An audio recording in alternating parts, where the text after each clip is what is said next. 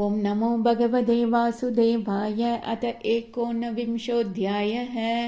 मैत्रेय उवाच। अवधार्य विरिञ्जस्य निर्व्यलीकामृतं वचः प्रहस्य प्रेमगर्भेण तदभाङ्गेन सोऽग्रहीत्। ततः सपत्नं मुखतः चरन्तम् अकुतो भयम् जगानोत्पत्य गतया हनावसुरम् अक्षजः। साहता तेन गतया विहता भगवत्करात् विकूर्णिता पदत्रेजे तदद्भुतम् इवाभवत्। स तथा लब्धतीर्थोऽपि न बभाते निरायुधम् मानयन् समृधे धर्मम् विश्वक्सेनम् प्रकोपयन्।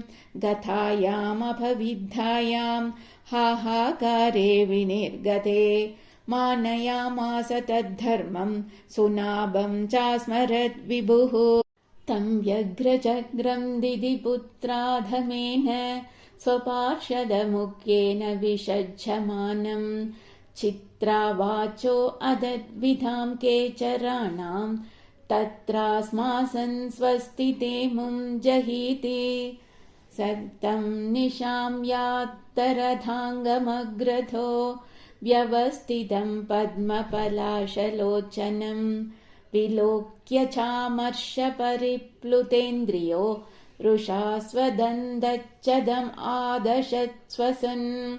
करालदंशचक्षुर्भ्याम् सञ्चक्षानो दहन्निव अभिप्लुत्य स्वगदया हदोऽसीदि आहनधरिम्। पदासव्येन तां साधो भगवान् यज्ञसूकरः लीलयामिषदशत्रोः प्राहरत्वादरं हसम्। आहचायुधमादत्स्व गडस्व त्वं जिगीषसि इत्युक्तः स तथा भूयः ताडयन् व्यनदद्वृशम्। तां स आपततीं वीक्ष्य भगवान् समवस्थितः जग्राहलीलया प्राप्तां गरुत्मानिव पन्नगीं। स्वपौरुषे प्रतिहते हतमानो महासुरः नैचद्गतां दीयमानां हरिणा विगतप्रभः। जग्राह त्रिशिखं शूलं ज्वलज्वलनलोलुपम् यज्ञाय धृतरूपाय विप्राय अभिचरन् यथा। तदोजसा दैत्यमहाभटार्पितम् चगासदन्धक उदीर्णदीदिति। चक्रेण चिच्चेदनिषादनेमिना हरिर्यथाताक्ष्यपदत्रमुज्झितम्। वृग्ने स्वशूले बहुधारिणा हरेः प्रत्येद्य विस्तीर्णमुरो विभूतिमत्। प्रवृद्धरोषः स कठोरमुष्टिना नदन् प्रहृद्यान्थरदि यथासुरः। तेनेतम् आहदशब्दः भगवान् आदिसूकरः नाकम्पद मनः क्वापि स्रजाहत इव द्विपः।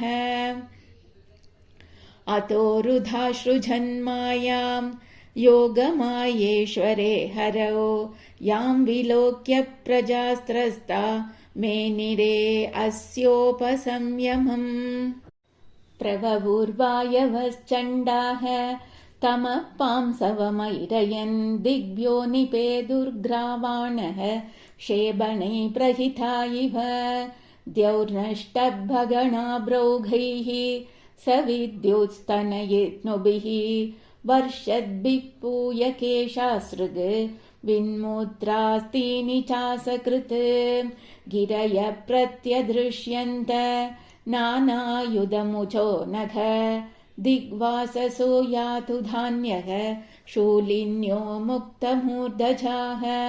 बहुभिर्यक्षरक्षोभिः पत्ति अश्वरथकुञ्जरैः आततायुभिरुत्सृष्टा हिंस्रावाचोदिवैसशाः। प्रादुष्कृतानां मायानाम् आसुरीणां विनाशयत् सुदर्शनास्त्रं भगवान् प्रायुङ्क्तद्दयितं त्रिभात् तदादिते समभवत् सहसा हृदि वेपतुः स्मरन्त्या भर्तुरादेशं स्तनात् अश्रुप्रशुश्रुवे विनष्टासु स्वमायासु भूयश्चाव्रज्य केशवम् रुक्षो बगूहमानो मुं ददृशे अवस्थितं बहिः तं मुष्टिभिर्विनिघ्नन्तं वज्रसारैरधोक्षजः करेण कर्णमूलेहन् यथा त्वाश्रं मरुत्पतिः स आहदो विश्वजिताय वैज्ञया परिभ्रमद्घात्रबुधस्थलोचनः विशीर्णभावङ्घ्रिशिरोरुहोपतत् यथा नघेन्द्रो लुलितो नभस्वथा शितौ शयानं तमकुण्डवर्चसं करालदंश्रं परिधष्टदच्छधम् अजादयो वीक्ष्य सशंशुरागता अहो इमां को नु लभेत सन्तिधिं यं योगिनो योगसमाधिनारहो ध्यायन्ति लिङ्गातसधो मुमुक्षया तस्यैष दैत्यऋषभपदाहतो मुखं प्रपश्यन्तनुमुत्ससर्जः एतौ तौ पार्षदौ वस्य शाभात्याता वसद्गतिं पुनः कतिपयैस्तानं प्रपत्स्येतेह जन्मभिः देवावूचुः नमो नमस्ते अखिलयज्ञदन्तवे स्थितौ गृहीत अमलसत्त्वमूर्तये दिष्ट्या हतोऽयं जगतामरुन्धुतस् त्वत्पादभक्त्या वयमीश निर्वृताः मैत्रेय उवाच एवं हिरण्याक्षमसह्य विक्रमं ससादयित्वा हरिरादिसूकरः जघामलोकं स्वमखण्डितोत्सवं समीडितः पुष्करविष्टरादिभिः मया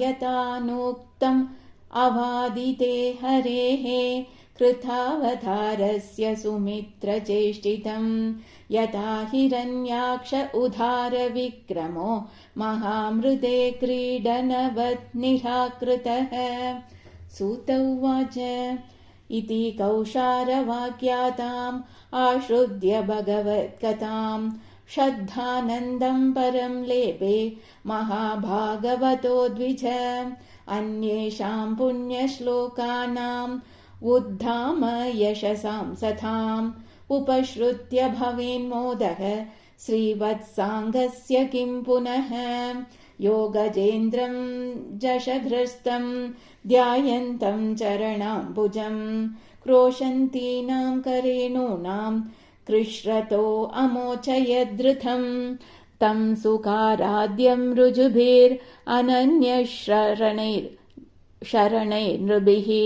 कृतज्ञः को न सेवेत दुराराध्यम् असाधुभिः यो वै हिरण्याक्षवधं महाद्भुतं विक्रीडितं कारणसूकरात्मनः शृणोति गायति अनुमोदतेञ्जसा विमुच्यते ब्रह्मवदातभिद्विजाः एतन्महापुण्यमलं पवित्रं धन्यं यशस्यं पदमायुराशिषां प्राणेन्द्रियाणां युधिशौर्यवर्धनं नारायणो अन्ते गतिरङ्गशृण्वताम् श्रीहरये नमः श्रीहरये नमः श्रीहरये नमः।